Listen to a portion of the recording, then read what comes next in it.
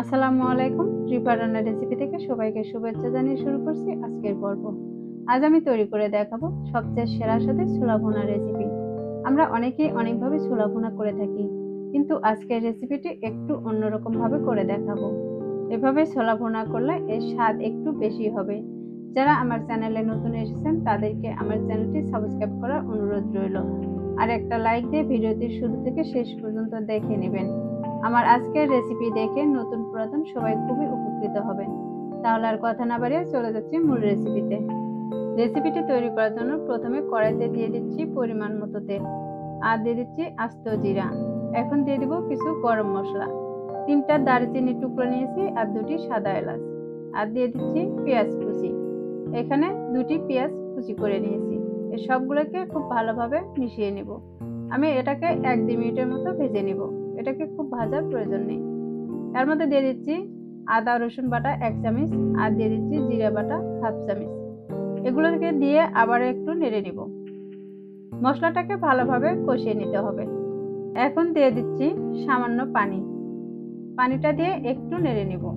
এখন দিয়ে দিব স্বাদ মতো লবণ, আর দিয়ে দিচ্ছি ধনিয়া গুঁড়া 1/2 চামচ, হলুদের গুঁড়া 1/2 চামচ, দিয়ে দিচ্ছি লাল মরিচের গুঁড়া 1 চামচ।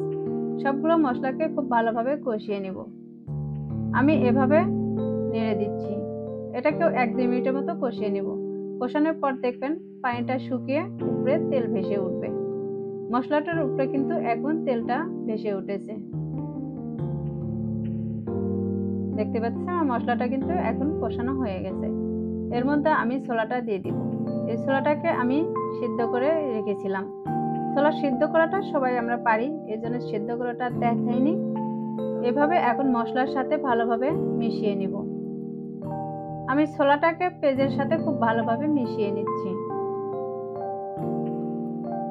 এখন এর মধ্যে দিয়ে দিচ্ছি সেদ্ধ করে রাখা আলু। এই আলুটাকে আমি কেটে নিয়েছি। আপনারা চাইলে না কেটে হাত দিয়ে ভেঙেও দিতে পারেন। এই সবগুলোকে আমি আবারও খুব ভালোভাবে মিশিয়ে নিচ্ছি। এগুলোকে 1-2 মিনিটের মতো মশলার সাথে ভালোভাবে কষিয়ে নিয়েছি। এখন দিয়ে দিচ্ছি পানি।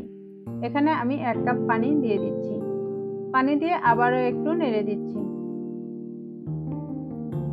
যেন মশলার সাথে ভালোভাবে মিশে যায়। এখন এগুলোকে আমি ঢাকনাতে ঢেকে রান্না করব 5 মিনিটের মতো। 5 মিনিট পর দেখতেই পারতেছেন পানিটা কিন্তু অনেকটা ঘন হয়ে এসেছে। এ পর্যায়ে আমি আবার একটু নেড়ে দিচ্ছি। একটু পরপর নেড়ে না দিলে দেখা যাবে নিচে থেকে লেগে যেতে পারে। আমি আবারও ঢাকনা দিয়ে ঢেকে রান্না করব আরো কিছুক্ষণ। কিছুক্ষণ পর ঢাকনা উঠিয়ে দেখিয়ে দিচ্ছি পানিটা কিন্তু একদম কমে গেছে। আমি এ পর্যায়ে আবার একটু নেড়ে নিচ্ছি। এখানে আমি আরো কিছু মশলা দিয়ে দিব। দিয়ে দিচ্ছি ভাজা গরম মশলা গুঁড়ো আর কিছু কাঁচামরিচ কুচি। এগুলো উপরে দিয়ে আমি আবারও নেড়ে নিচ্ছি। ছোলার সাথে মশলাটাকে খুব ভালোভাবে মিশিয়ে নিতে হবে। এখন এ পর্যায়ে দিয়ে দিব 1 চামচ আটা।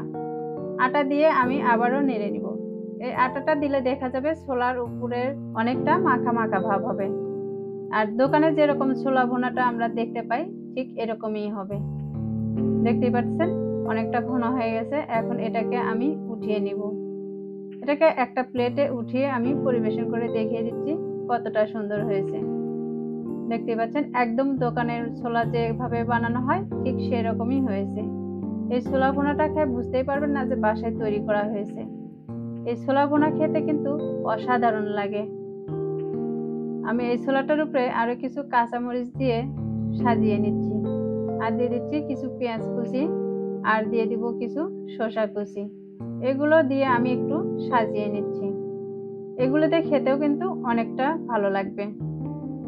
তাহলে দর্শক দেখতেই পাচ্ছেন কত সহজে তৈরি করে নিলাম আজকের এই রেসিপি। আর এভাবে ছোলা ভুনা করলে এর স্বাদ একটু বেশি হবে। তাহলে আর কথা না বাড়িয়ে এখানেই বিদায় নিচ্ছি। সবাই ভালো থাকবেন, সুস্থ থাকবেন। আল্লাহ হাফেজ।